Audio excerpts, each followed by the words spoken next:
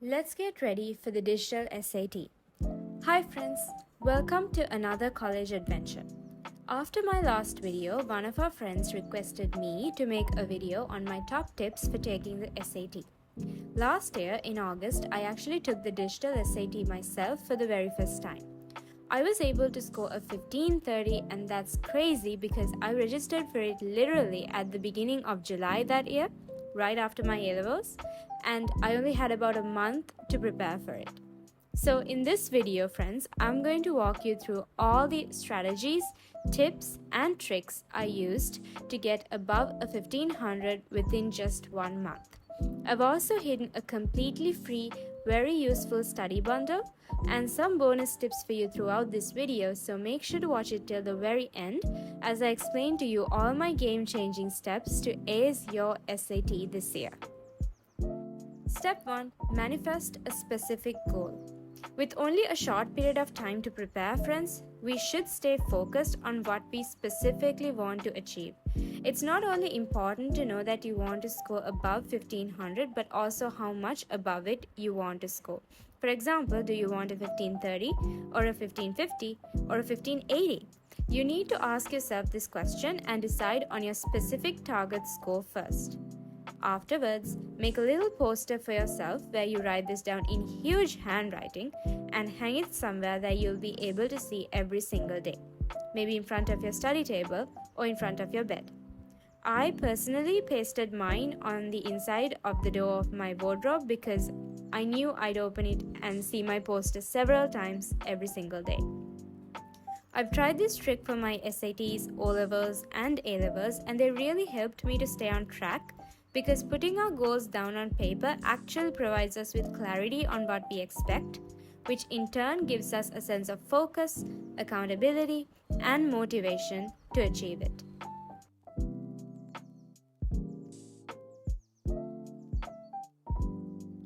This was actually a tip that my business studies teacher in year 8 gave me, and I just can't stress how much this is true because I myself have experienced this. When setting your goal, make sure to aim a little higher than you actually need, even if you think you might not be able to reach it. Here's what I mean. If you know you need to score a 1520 to get into your dream university, don't just aim for the 1520 but make your target a 1580. If you know you need to score a 1550, then make your target a full 1600. This idea is helpful because when we aim for something bigger than what we truly need, we often work much harder than we otherwise would have to get only what we needed. So we end up achieving more than we ever thought we could. Remember, limits are born in your mind, friends. The only thing that can stop you from achieving is you. Step 2. Get your study materials for free. I know that for many of us international students, registering for the SAT itself costs a lot and we don't have access to many fee waivers either. Having to invest in study materials, test prep plans, and classes on top of that makes this even more overwhelming because the prices only become more outrageous every year. But whether you're in the US or anywhere else in the world and are worried you can't prepare well because you can't afford these resources, fear not, friends, I've got you covered. When I was preparing for my SATs, trust me when I say I did not need to invest a single dollar to prepare for it.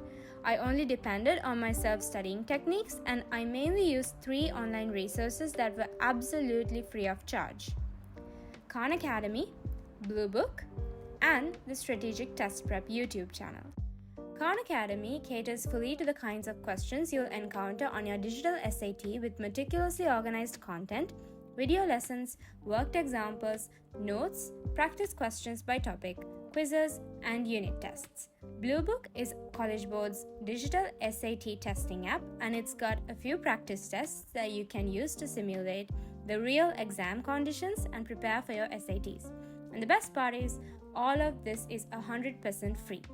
While some of you may know about these already, how I use these resources is the real game changer, so stay tuned for that. But first, I want to introduce you to this amazing YouTube channel that belongs to Strategic Test Prep. It has a wide variety of useful content from SAT predictions to test taking hacks to last minute tips, so I definitely recommend that you guys check it out. I'll put the link to their channel in the description box below. Comment down below what other free test prep resources do you guys know of so we can help each other out.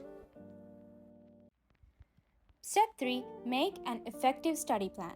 We're running on limited time here, friends. Once you've got your arsenal of resources ready, it's very important to create yourself an effective study schedule to help you use your time wisely when preparing for the SAT.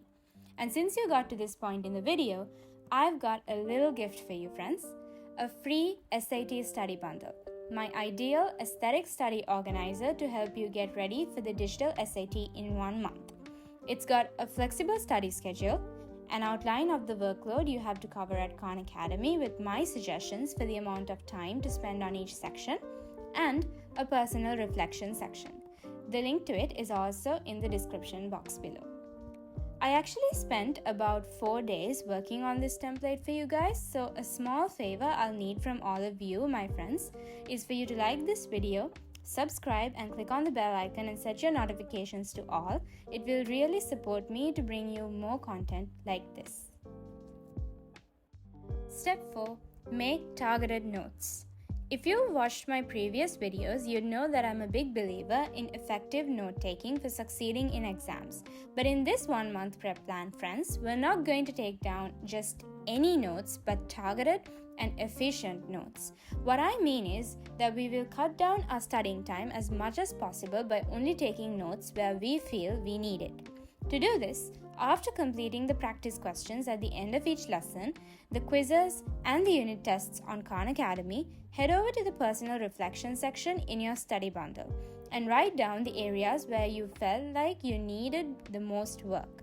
For example, you may notice you needed a lot more practice in the boundaries questions in SAT reading and writing than in some other areas. So jot this down and now refer to the video explanations and worked examples again while making notes for this particular lesson. Then study these notes before you attempt the practice questions on Khan Academy once more and practice until you can get all of those questions correct. You can watch the video linked above to learn the specifics of taking effective notes for math. Step 5. Practice strategically with Blue Book tests. As we all know, a huge drawback of the digital SAT right now is the lack of enough practice tests to make do with for a sufficient revision. Even though College Board still has only 4 practice tests available on Blue Book, if you know how to use them wisely, you can still prepare well for your SAT with just those few tests. And this is exactly what you will do during the revision period in my recommended study schedule.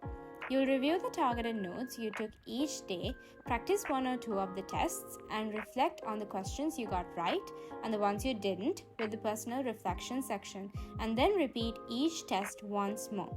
If you've got more than a month, friends, I recommend that you extend the revision period in your study schedule as you prefer and also continue to practice with the Khan Academy quizzes and unit tests occasionally throughout that extra time.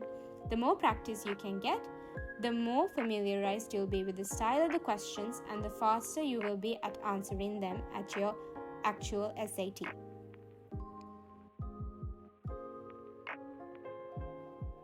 Now for the most awaited bonus tip. This is the test-taking strategy which helped me get through questions faster and secure more points on my SAT, and I'd recommend it to anyone. My technique here is simply attempting the questions that generally take lesser time to answer first and then moving to the usually harder ones. This means we have a better chance of scoring higher even if we aren't able to complete the entire test. For DSAT Math, I've noticed that the questions seem to get harder along the way, so the fastest way to gain more points is to do the questions in the order that they are given. For DSAT English, however, time is a much more scarce resource than it is for math, and the order in which you answer the questions can mean the difference between scoring 1500 plus and not even being able to complete the test. So friends, I recommend that you follow this particular order when tackling the reading and writing questions. When you start the exam, immediately skip to like the 14th or the 15th question. This is usually the start of the grammar and punctuation questions. These are often the ones that consume the least amount of time and are fairly straightforward, so finish them first. Continue forward and you'll meet what I like to call the note-taking questions, and these take up less time as well because you don't necessarily need to read the notes, so get those out of the way next. Afterwards, go back to question 1 and attempt the vocabulary questions at the beginning, and then continue attempting the rest of the questions in the order that they are given. This pattern in which the different types of questions appear tends to stay fixed every time, so feel free to screenshot this and make use of this tactic, friends. I couldn't go too much into detail with the specific strategies to tackle each kind of question on the digital SAT in this video, because then this video would become too long. But if you would like me to make a video on time-saving methods to attempt all the different types of questions, let me know in the comments. So that's it, friends. I've shared all my digital SAT prep secrets with you. If you found this helpful, please like this video, subscribe, click the bell icon and set your notifications to all so that you don't miss out on any of my future videos. Thank you for watching, and I hope to see you all soon in my next college adventure.